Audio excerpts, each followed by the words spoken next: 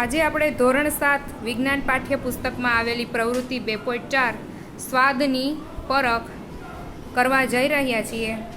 શાળાનું નામ છે મહાદેવિયા પ્રાથમિક શાળા. અહીંયા આપણે જોઈએ છીએ કે ટેબલ ઉપર વિવિધ પ્રકારના સ્વાદ ધરાવતી ખાદ્ય વસ્તુઓ દર્શાવેલી છે. તો આપણે પ્રવૃત્તિ શરૂ કરીએ છીએ. ચાલો કિશન, પારસ આંખે પાટા બાંધી દે ને.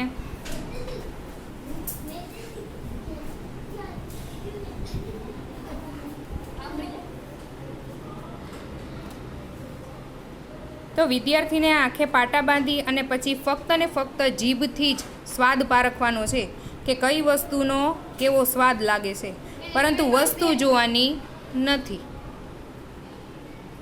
ચાલો કિશન, હું તને કંઈથી વસ્તુ આપીશ, તારે ખાલી ફક્ત ચાખીને કહેવાનું છે, બરોબર છે?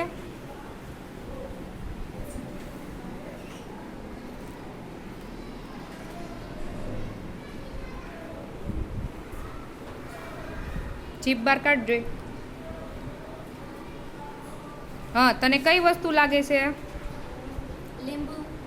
સ્વાદ કેવો લાગ્યો? ખાટો.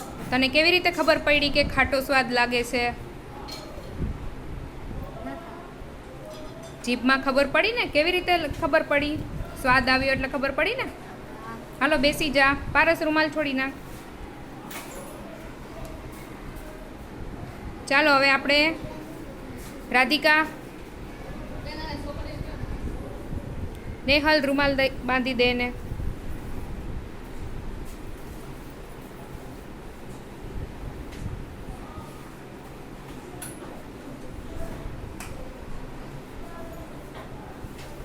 ચાલો રાધિકા અહીંયા આવ.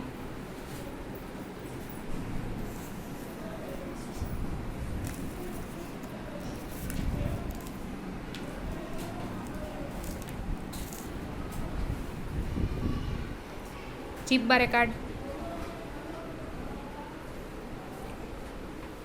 કેવો સ્વાદ લાગે છે? મીઠો મીઠો. તો તારા અંદાજ પ્રમાણે કઈ વસ્તુ હશે? ખાંડ.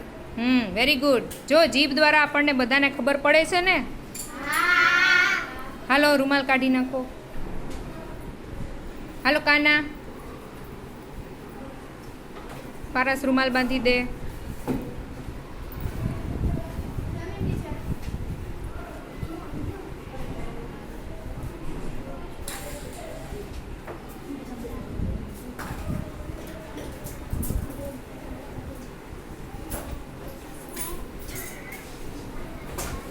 હવે પછીની આપણે વસ્તુ લેશું.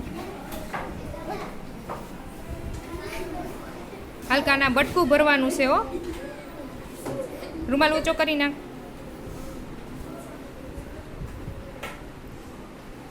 કેવો સ્વાદ લાગે છે? મીઠો લાગે છે. શું તારા અંદાજ પ્રમાણે છે વસ્તુ? હે, મોટેથી બોલ. હા, વેરી ગુડ. બેસી જા. કાઢી દો રૂમાલ.